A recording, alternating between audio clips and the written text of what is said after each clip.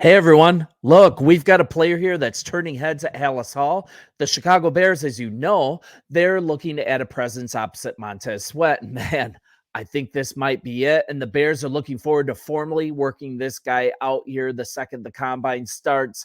Latu, he just looks like the real deal, and he's an exciting draft prospect. So let's talk about him.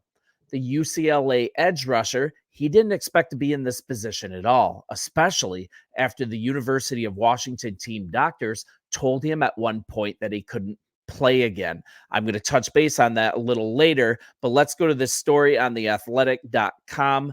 It's detailing some of the notes to come out of the Senior Bowl week. I don't have to tell you guys this service is great, but hey, give them your business. Here's a quote from him that was taken during the Senior Bowl. All the while when I wasn't playing football, I just had the determination and the mindset that I was going to be able to come back and play football and show the world what I can do. At the Senior Bowl, we had Bears assistant coaches Justin Hines and Jim Dre. They got a firsthand look at him, and I'm sure they're buzzing over the prospect of pairing this guy with Montez Sweat. Here's another quote from him. Getting up in the tackle's grill, setting that edge, getting extension through my arms. That's what I've been focusing on. And let's focus on this, who this guy is as a football player. Let's go through some things. And we know that we need an edge rusher to pair next to Montez Sweat. Latu, I think he'd be a home run pick in the top 10. And that's also assuming medicals are clean. And we'll get to that. So what's to like? I'll drop down the story. 23 and a half sacks in the last 2 years, 26% pass rush win rate. That's tied for second in the nation. So think about that. 26%. That means more than 1 out of 4 times he's beating his guy, disrupting the play, or getting home to the quarterback. Scouts, they just love his technique. So let's look at Latu's NFL draft profile. He's not a coffee. It's not latte. It's Latu. As you guys know, he went to UCLA. He played outside linebacker.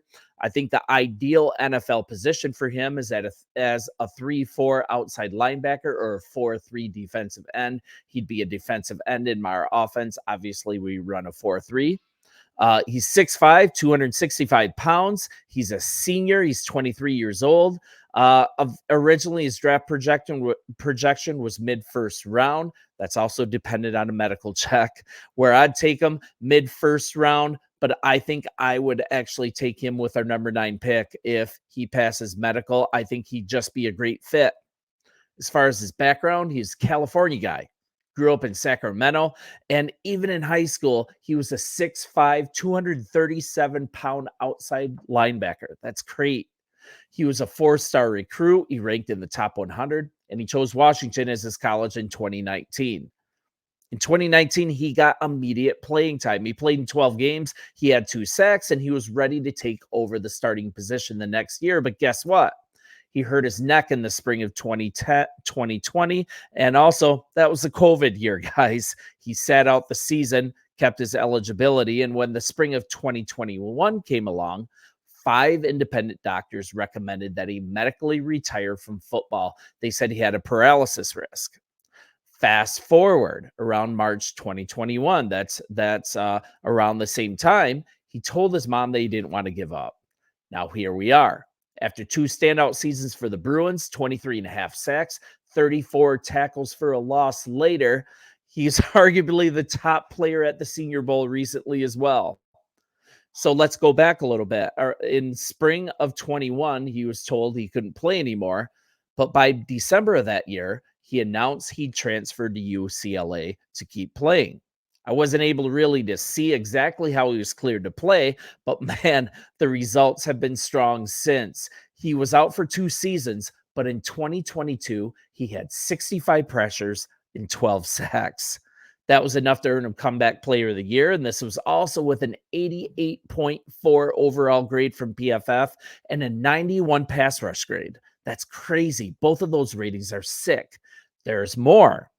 He made the decision to stay another year, and man, check this out now. 64 more pressures, even better sack numbers at 15, and now That 88 grade, it went up to a 96.4 overall PFF grade, and his pass rush grade went from 91 to 94.4. Those are just ridiculous ratings, and no one else in college football was even able to come super close to beating it.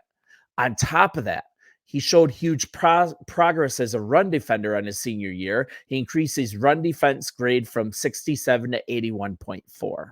So what does that tell us? He isn't just a pass rush specialist. He's an all-around game player. He got the Bednarik Award, that's to the nation's top defensive player, and he was an All-American. He got those honors. We didn't see him in UCLA's bowl game, though. He sat out that to prepare for the draft. You can't really blame players these days unless it's for the national championship. And College Football Connection had this to say about him. This is a really great quote from them. I trust their judgment. Latu is one of the best pass rushers to come out of college in years. But he also has a huge question mark after getting medically red flagged a few years ago. But his hand use is elite, and he reminds me of Max Crosby coming out. It's a pretty good comparison, isn't it? So let's look at his positive traits. This is from PFF's scouting report on him. They say he has elite hand timing and placement. They say he can rush the passer from multiple alignments across the defensive line. His size is good. He's good enough to play as a stand-up offensive outside linebacker or hand in the dirt defensive end. He has great bend, great ankle flexion. That's above average. And he's able to manipulate offensive linemen with varied rush speeds and effective stutters. He's got a lot of moves in the bag. He's got a great cross chop move. He's got enough speed to threaten the arc. Nonstop motor. That's what we look for on our team. Coach Flus would approve. And he's also got fantastic balance through contact. So that's a really good thing. He's got great bend. There's some negatives, though, just like every player does. He doesn't always convert his speed to power. He has shorter than average arm length. His medicals will have him off many teams' boards completely. His run defense had actually improved in 2023, but it still needs a little bit of work. And he has good, but not elite athleticism.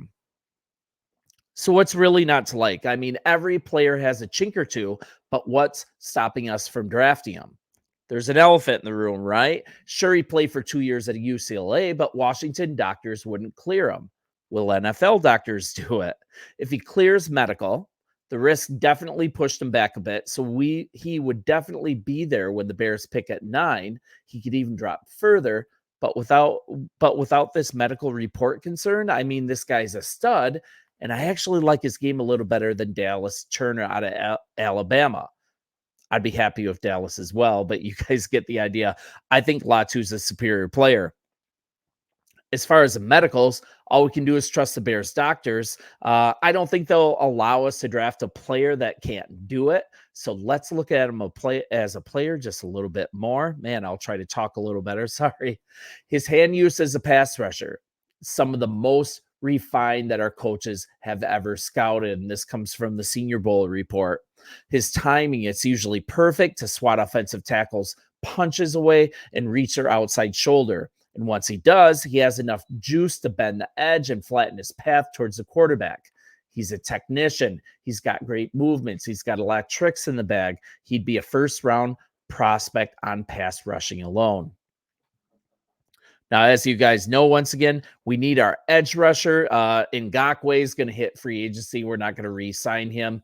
We've seen Ngakoue and DeMarcus Walker take their game to the next level after Sweat was acquired. But imagine what a player of Latu's character could do, what his caliber of playing style, his high motor, just his skill alone. Man, you pair that up with Montez Sweat, DeMarcus Walker, he's not a huge talent. He would look great with Montez Sweat. Imagine what Latu would look like. Keep in mind, this is without knowing perfectly how the draft will fall or what we do with our number one. But man, I'd surely love to see this guy at Halas Hall signing his rookie contract. And man, one more note from the Senior Bowl practices. This is from our coaches. They said he has They said he had as dominant a practice week that anyone has displayed. He was unblockable all week long. He showed just how deep his pass rush bag is. Say that 10 times fast. He's not complete in the run game, but Sweat has that covered off the edge. That should allow Latu to do what he does best, and that's attack the quarterback. So to finish this up, I think adding an edge rusher would be perfect in this draft. He's coming off a strong performance at the Senior Bowl, and he has the perfect skill set to play opposite our Montez Sweat. Now, tomorrow I'll be going through a player that's catching the Bears' eye in free agency if they decide not to go this route in the draft. So please join me if you'd like. Really appreciate all of you being here. And hey, bear down. It's going to be a great offseason. See ya.